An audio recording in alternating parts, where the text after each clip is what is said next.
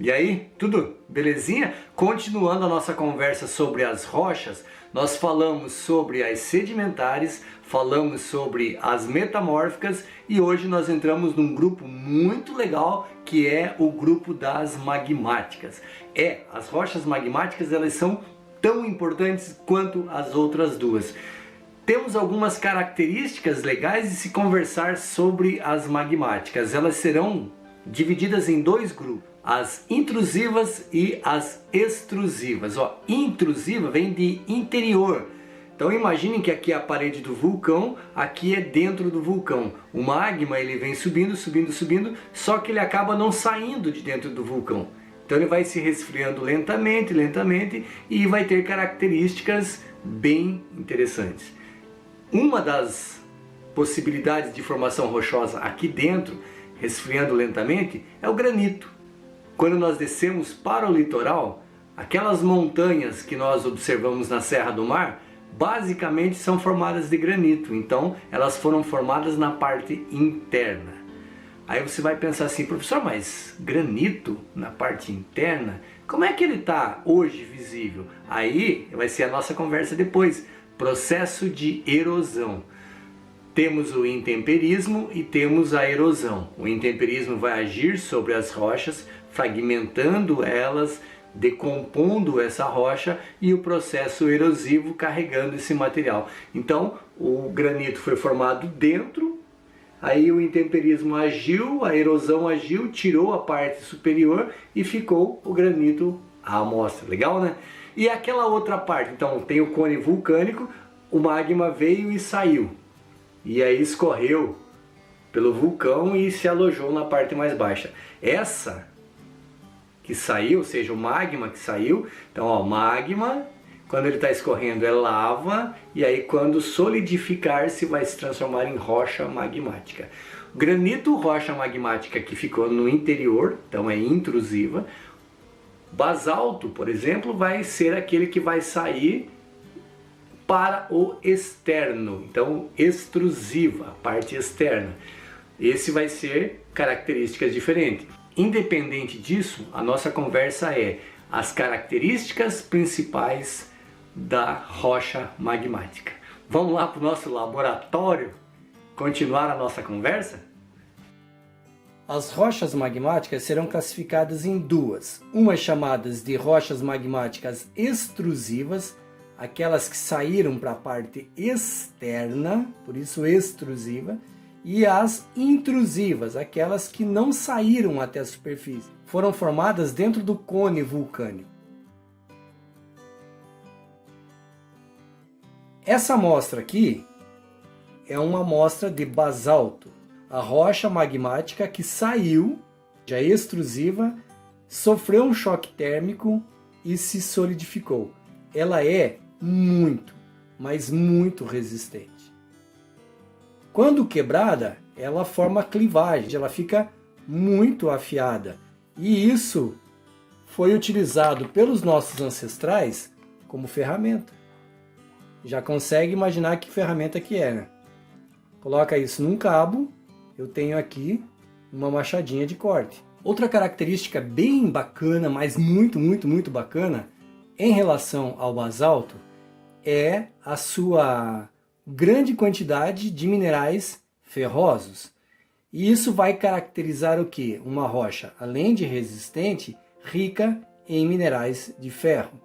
Quando acontece o intemperismo, lembra do intemperismo? A ação da água, da chuva, do vento, da umidade em cima dessa rocha, isso vai decompondo esse material e dando origem ao solo. Olha que bacana. Essa camada em cima nada mais é do que o solo se formando. Esse solo aqui será rico em ferro e, por ser rico em ferro, ele vai ter uma coloração avermelhada. E é daí que vem o termo terra roxa. Terra roxa porque lá na ocupação dos italianos eles chamavam o vermelho de roça, vamos chamar de terra roça, e aí essa terra roça vai acabar se transformando aí em terra roxa, que nós conhecemos muito bem aqui na região do Paraná. Observem aqui, ó, como eu tenho já uma coloração mais avermelhada, isso é o contato com a água vai, de certa forma, aí, enferrujando o material e dando coloração avermelhada para esse material. Essa terra aqui, o solo que está se formando aqui em cima aqui, é o desgaste desse material. Então, quanto mais tempo isso aqui estiver exposto à natureza, mais solo vai formando. Então aqui a umidade vai entrando e vai formando o que nós conhecemos como solo. Para formar esse tanto aqui, ó, 1 centímetro mais ou menos de solo pelo intemperismo, é algo em torno de 100 anos. Imagina um solo profundo aí de 1 metro, 2 metros, 3 metros, etc. Esse solo, com base na rocha magmática, dará origem a um solo que nós vamos chamar aí de solo argiloso. Um solo importantíssimo para a agricultura. Da rocha basalto, essa amostra aqui, basalto é uma rocha que saiu lá das entranhas da Terra por um vulcão, então é uma rocha extrusiva, ela vai sofrer um choque térmico, vai endurecer, vai se transformar muito rapidamente em rocha.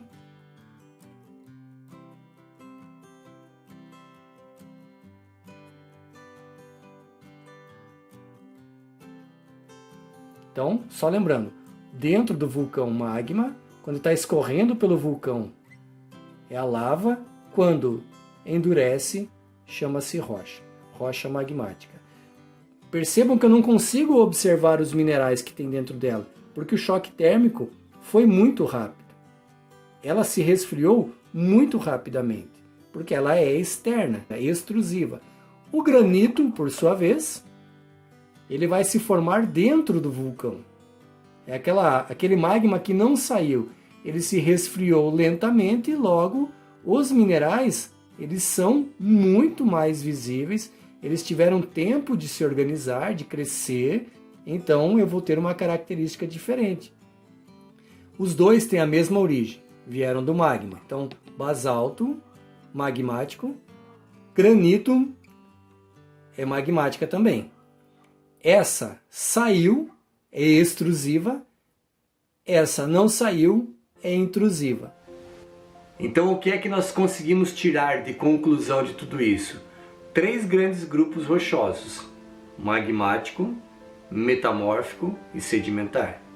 Independente de qual seja, o tempo irá agir sobre elas. Então o tempo, intemperismo.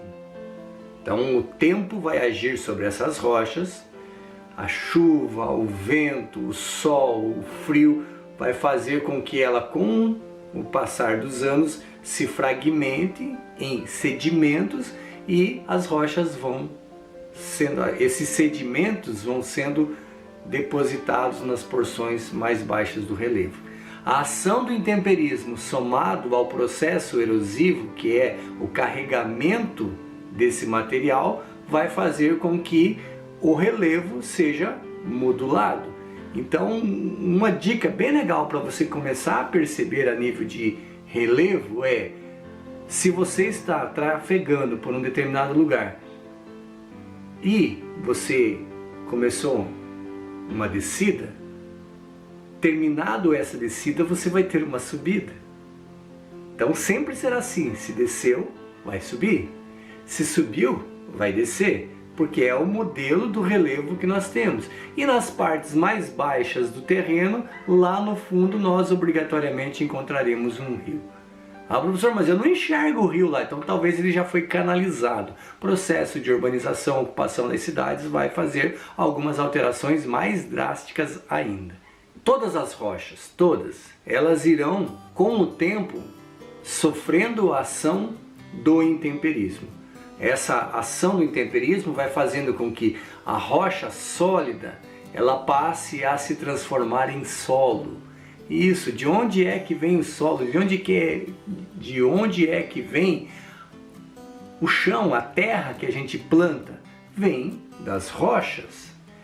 Em qualquer lugar, aí na sua casa, se você começar a fazer um buraco e vai escavando, escavando, escavando, você vai chegar na chamada rocha matriz. Porque ela vai estar lá. Toda a terra onde eu planto, que a gente vai chamar tecnicamente de solo, veio de algum lugar? Veio de uma rocha matriz. Onde estão as rochas matrizes que eu não enxergo? Lá no fundo do terreno. Então aqui está a terra que eu planto a cebolinha, mas se eu for escavando, eu vou chegar na rocha matriz.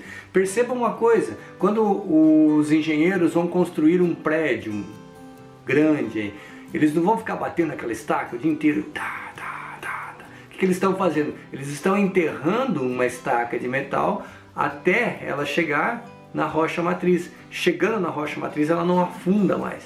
E aí o que é que eles vão fazer em cima dessa estaca? Vão fazer uma base de concreto para depois construir o prédio em cima. Por que eles vão fazer isso? Para dar sustentabilidade ao prédio. Porque se eu fizer só na terra, que é o solo, o prédio, com o tempo, ele vai se ajustando e ele pode cair, enfim, desmoronar e assim por diante. Então, eu preciso fazer a colocação das estacas. Por que eu vou batendo aquela estaca o dia inteiro? Para afundá-la até chegar na rocha matriz. Tranquilo? Vamos dar uma olhadinha no nosso perfil do solo que eu tenho para vocês aí, para vocês perceberem como vai acontecendo de cima para baixo a ação do intemperismo. Olha aí a amostra que eu trouxe para vocês aí de um perfil do solo. Daí já voltamos a conversar aqui. O que nós temos aqui é um perfil do solo. Observe que na parte superior aqui é onde nós vamos encontrar a maior porção de matéria orgânica. E conforme nós formos descendo, nós vamos ter a aproximação lá no fundo. Se nós cavarmos aqui, nós encontraremos então a rocha matriz. Todo esse material que nós conseguimos observar daqui até aqui já foi decomposto pela ação do intemperismo. O que é o intemperismo? É a ação da água, do vento, da chuva, que vai decompondo a rocha matriz e vai transformando ela nisso que a gente está vendo aqui, que nós chamamos de solo. Essa parte superior, ela vai ter uma coloração mais escura, ou seja, uma terra mais preta. Por quê? Porque nós vamos perceber que nós temos o capim em cima, esse capim vai se decompondo, galhos, enfim, os restos de animais, cocôs, etc. vão fazer o quê? Com que eu tenha mais matéria orgânica nesse montante aqui. Então, nessa porção aqui, até aqui em cima aqui, eu vou ter o quê? Mais matéria orgânica. Então, a tendência é ser mais escura. Conforme vai aprofundando o solo, mais claro ele vai ficando. E lá no fundo, se nós escavarmos aqui, fizermos um buraco aqui, for escavando, nós chegaremos aonde? Na rocha matriz. Se nós pensarmos em larga escala, percebe que aqui eu consigo, ó, soltar um pedaço. Isso aqui é o que acontece nas montanhas mesmo. Então a água vai infiltrando aqui, ela vai entrando e vai aos poucos acontecendo o que? O desmoronamento das montanhas, e isso vai alterando a forma do relevo. Isso se dá por conta do processo do intemperismo. A água vai entrando, vai deixando as fendas, e é nessas fendas aqui que o processo de erosão vai acontecendo. O que é a erosão? É esse deslizamento, é essa fragmentação de materiais que vão acontecendo e vão caindo montanha abaixo. Então, ó, percebam que eu tenho fendas aqui, ó. Quem fez essas fendas aqui foi a água da chuva. Então imagina que num dia muito frio fica a água empoçada aqui, congela essa água, ela aumenta o volume, então ela vai fazendo o quê? O desprendimento do material, e esse material vai rolando montanha abaixo. Então eu estou aqui fazendo uma demonstração num barranco, mas eu posso levar esse pensamento para uma grande montanha. Então a chuva vai chegando, vai entrando e ela vai, ó, desmoronando. Isso que vai caindo é o sedimento. E o sedimento vai para onde? Vai para a parte inferior do terreno, ou seja, para a parte mais baixa, e vai se acumulando onde serão formadas as rochas sedimentares. Então você conseguiu observar que se eu tenho um barranco desse tamanho, quanto tempo não passou? Para formar ali 1 centímetro de solo, como eu mostrei lá nas rochas magmáticas, demora aí 100 anos, 150 anos. Imagine quanto tempo que não levou para formar um barranco dessa altura que nós observamos ali. E o processo erosivo é justamente isso. A água vai infiltrar, ela vai, num processo de congelamento, dias muito frios, ela expande o seu volume. Por isso que eu não posso colocar água num ambiente de vidro dentro do congelador, porque vai acontecer o quê? A água vai aumentar o seu volume quando congela, quebra o vidro. Então não vou colocar uma garrafa lá com água e dentro do congelador, porque essa garrafa vai quebrar, porque é um processo físico. Então isso vai acontecer na natureza também. Então as fissuras, ou seja, aquelas fendas, aí a água se infiltra ali. A água é um agente de reações químicas dentro das rochas, vai fazendo reações químicas, vamos falar em temperismo químico. As rochas vão se fragmentando, a força da água, da enxurrada, vai carregando o material e assim nós vamos tendo o carregamento dos sedimentos. Se um dia você tiver a oportunidade de visitar uma região serrana e um rio no pé dessa serra, o que é que você vai encontrar lá dentro desse rio? Pedrinhas arredondadas, nós chamamos isso de seixos. Por que é que essas pedras vão ser arredondadas? Pedra de rio é mais arredondadinha assim. Porque ela já saiu da montanha, ela veio batendo, quebrando, quebrando, quebrando e foi arredondando as suas arestas. Então, conforme ela era quadradona, vai batendo, batendo, batendo, batendo, batendo e ela vai ficando o quê? Redondinha. Porque ela quebrou todas as suas arestas, a água vai rolando ela vai batendo, batendo, batendo, batendo, batendo e ficam redondadinhas. Então essa é a lógica. O material sai lá do alto da montanha, vem rolando, rolando, rolando, rolando, rolando, rolando, até chegar no rio, vai batendo, batendo, batendo, e a última parte dessa montanha vai ser o quê? A areia, que é o silt. Então a última partícula desse material que era lá parte da montanha acaba virando areia. Então é um processo contínuo, e aí se nessa areia acontecer um derrame vulcânico, ela vai se solidificar, vai se transformar em rocha metamórfica e assim sucessivamente. Então é um processo do planeta Terra. Legal? Rochas é muito bacana. Então a próxima vez que você encontrar uma pedrinha, você tenha certeza, você vai olhar ela com outros olhos, vai observar se tem algum mineral ali dentro. Sempre vai ter uma curiosidade bem bacana. Estou andando por uma estrada, vi um barranco, aí eu já vou observar aquele barranco, se tem algumas linhas, aí eu já vou saber, pô, essas linhas aqui dizem respeito a uma rocha sedimentar ou camadas de rochas magmáticas e metamórficas. É o olhar que nós temos que ter sobre a natureza. E claro, o solo é tão importante quanto todo esse olhar, porque é nesse solo que nós vamos trabalhar as culturas, a agricultura, mas isso é uma conversa para um outro momento. Beleza? Grande abraço, aí, ó, se inscreve no canal, clica no sininho para você saber quando apareceu a próxima aula, para não perder nenhuma aula. Joia? Grande abraço e nos vemos na nossa próxima conversa.